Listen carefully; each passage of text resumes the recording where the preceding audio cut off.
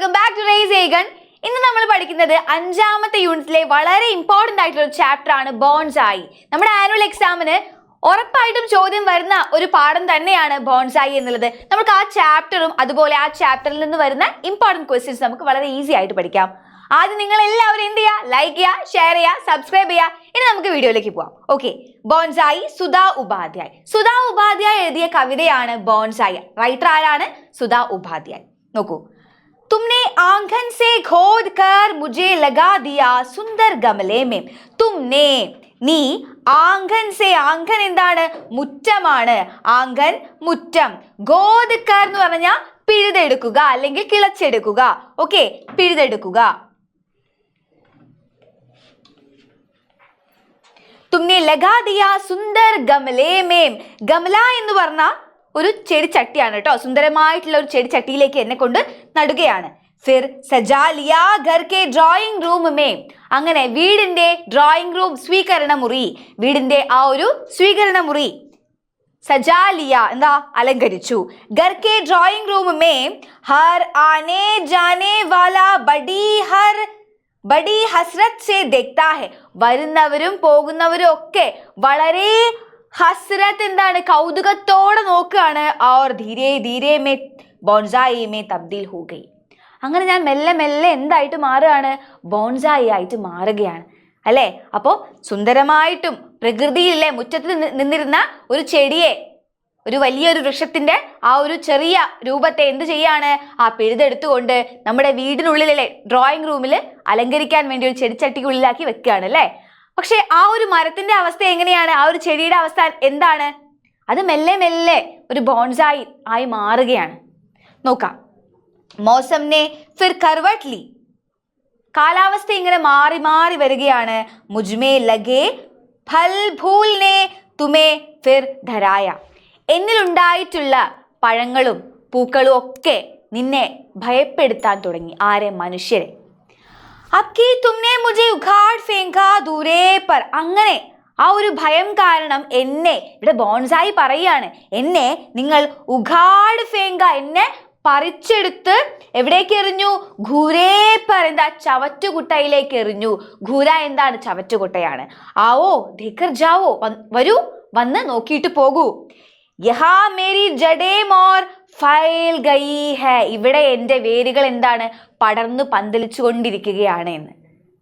അപ്പൊ കവിത വളരെ സിമ്പിൾ ആണ്. ഈ കവിതയിൽ നിന്ന് നമുക്ക് ഏറ്റവും ഇമ്പോർട്ടൻ്റ് ആയിട്ട് ചോദിക്കുന്ന 4 മാർക്കിന്റെ ചോദ്യം എന്താണ്? കവിതയുടെ ആശയം എഴുതാൻ. ഇനി കുറച്ച് വരികൾ തരും, ആ വരികളുടെ അർത്ഥം എഴുതാനൊക്കെ നമ്മളെടുത്ത് പറയും അല്ലേ? അപ്പൊ നമ്മൾ എന്ത് എഴുതണം? ഇതാണ് നമ്മുടെ എക്സാമിന് വരുന്ന ചോദ്യം. നിങ്ങൾ ഇപ്പൊ തന്നെ പഠിച്ചോ. ഓക്കെ.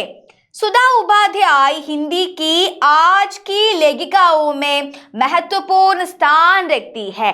അപ്പോൾ ഹിന്ദിക്ക് പ്രസിദ്ധ കവി ഹെ സുധാ ഉപാധ്യായ്. നമുക്ക് വളരെ സിമ്പിൾ ആയിട്ട് അങ്ങനെ പറയാം.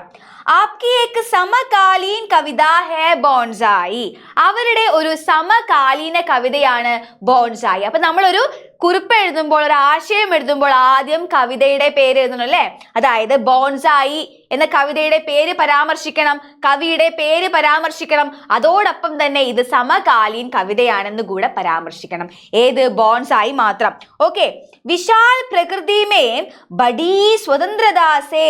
ഈ വിശാലമായ പ്രകൃതിയില് ബഡി സ്വതന്ത്രദാസേ, വലിയ സ്വാതന്ത്ര്യത്തോടു കൂടി അപ്പനി ഇച്ഛാനുസാർ, തന്റെ ഇഷ്ടപ്രകാരം ജഡേ ഫൈലാക്കർ, എന്താണ്? വേരുകൾ ഇങ്ങ് പടർത്തി, ബഡി ഖുഷി കെ സാത്ത്, വളരെ സന്തോഷത്തോടെ, ഖടേ പേടുക്കോ, അങ്ങനെ നിന്നിരുന്ന മരത്തെ, ഖോദ് കർ, കിളച്ചെടുത്ത് അല്ലെങ്കിൽ പിഴുതെടുത്ത്, एक गमले में लगाकर, ഒരു പൂച്ചട്ടിയിലേക്ക് വച്ചു, घर के ड्राइंग रूम में सजा लिया है, വീടിനുള്ളിലെ സ്വീകരണ മുറി എന്താ? അലങ്കരിക്കുകയാണ്.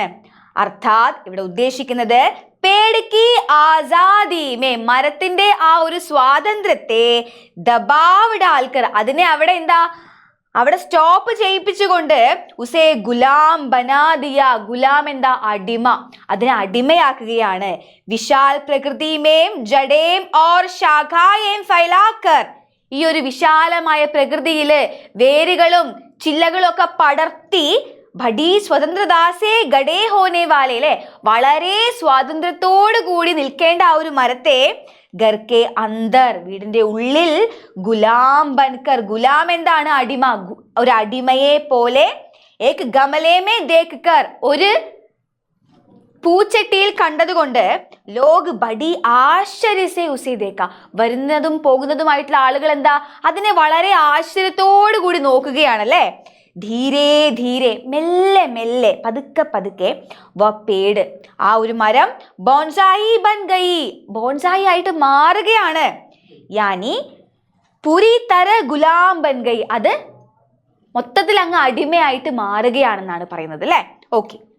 മൗസം ബദൽനെ പർ, കാലാവസ്ഥ ഇങ്ങനെ മാറി മാറി വന്നപ്പോ, പ്രകൃതി മേ ഗഡേ പേട് പൗധോ മേ ഫൽ ഫൂൽ ആത്തെ ഹെ, എങ്ങനെയാണ്, ആ പ്രകൃതിയിലുള്ള ഓരോ മരങ്ങൾക്കൊക്കെ ഓരോ മാസങ്ങള് അല്ലെ, ഓരോ കാലാവസ്ഥയ്ക്ക് അനുസരിച്ച് പൂക്കൾ വരും, ഇലകൾ കൊഴിയും, അങ്ങനെയൊക്കെ മാറ്റങ്ങൾ വരും. ഇതേ മാറ്റങ്ങള് ഈ വീടിനുള്ളിലെ സ്വീകരണ മുറിയിൽ നിന്നുകൊണ്ട് ഈ ഒരു മരത്തിന് ഉണ്ടാവുകയാണ് അല്ലെ. ഉസി പ്രകാർ ബോൺസായി മേ ഭീ ഫൽ ഫൂൽ ആനേ ലഗേ, ഇതേപോലെ ആ ഒരു മരത്തിനും എന്താണ്, പൂക്കളും കായ്കളും ഒക്കെ വന്നു തുടങ്ങി. കിസി ഭി പരിസ്ഥിതിയും, ഏതൊരു പരിസ്ഥിതിയിലും ജീനെ കി ഹിമ്മത്ത്, ധൈര്യം, ജീവിക്കാനുള്ള ആ ഒരു ധൈര്യം, കിതനി ദബാവ് ഹോനെ പർ ഭി ഉൻ സബ്കി സാമന കർക്കെ ജീനെ കി ഹിമ്മത്ത് ദേക്കർ ഗർവാലെ ഡർ ഗയേ.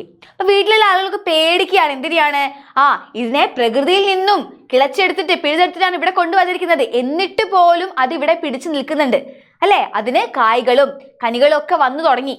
അപ്പൊ ഇത് കണ്ടിട്ട് ഇനി മരം വലുതായാലോ, ആ മാറ്റങ്ങൾ കൊണ്ട് വീടിന് എന്തെങ്കിലും അപകടം പറ്റിയാലോ എന്നൊക്കെ ചിന്തിച്ചുകൊണ്ട് ആളുകൾക്ക് പേടിയായി തുടങ്ങി. ഇസ്ലിയെ പേടിക്ക് സർവനാശ് കർണേ കേലിയ, അങ്ങനെ ആ ഒരു മരത്തെ മുഴുവനായും നശിപ്പിക്കാൻ വേണ്ടി, സർവനാശ് കർണേ കേലിയെ ഉഗാഡ് കർ ഘൂരേ പർ ഫേങ്ക് ദിയ, അങ്ങനെ ഒരു ചവറ്റുകൊട്ടയിലേക്ക്, ഘൂര എന്താ ചവറ്റുകൊട്ടയാണ്, ചവറ്റുകൊട്ടയിലേക്ക് അങ്ങ് വലിച്ചെറിയുകയാണ്. लेकिन यहाँ ज्यादा ताकत से गुलामी रूबी गमले को तोड़कर, അവിടെ വളരെയധികം ശക്തി പ്രാപിച്ചുകൊണ്ട് ഗുലാമി, അടിമയായിട്ടുള്ള ആ ഒരു പൂച്ചട്ടിയെ, തോടുക്കർ എന്താ പൊട്ടിച്ചെറിഞ്ഞുകൊണ്ട്, പൂർണ്ണ സ്വതന്ത്രദാസേ ജഡേൻ ഫൈലാക്കർ ബോൺസായി ജീനെ ലഗ, അല്ലെ, വേരുകളൊക്കെ പടർത്തിക്കൊണ്ട് ആ ഒരു ബോൺസായി എന്താണ്, വീണ്ടും ജീവിക്കാൻ തുടങ്ങിയിരിക്കുകയാണ് അല്ലെ. അപ്പോൾ ഇത്രയുമാണ് ഈ ഒരു ബോൺസായി എന്ന കവിതയിൽ പറയുന്നത്. നമ്മൾ ആദ്യം ഒരു ടിപ്പണി അല്ലെങ്കിൽ ആശയം എഴുതുമ്പോൾ കവിതയുടെ പേരും കവിയുടെ പേരും പരാമർശിക്കണം, അതുപോലെ തന്നെ സമകാലീൻ കവിതയാണെന്ന് പരാമർശിക്കണം. ഇനി എന്താണോ കവിതയുടെ തീം എന്നും നമ്മൾ എഴുതി കൊടുക്കണം. അപ്പോൾ എല്ലാവരും എന്ത് ചെയ്യുക, നന്നായിട്ട് പഠിക്കുക, നമ്മുടെ ചാനൽ സബ്സ്ക്രൈബ് ചെയ്യുക, ലൈക്ക് ചെയ്യുക, ഷെയർ ചെയ്യുക. ബൈ.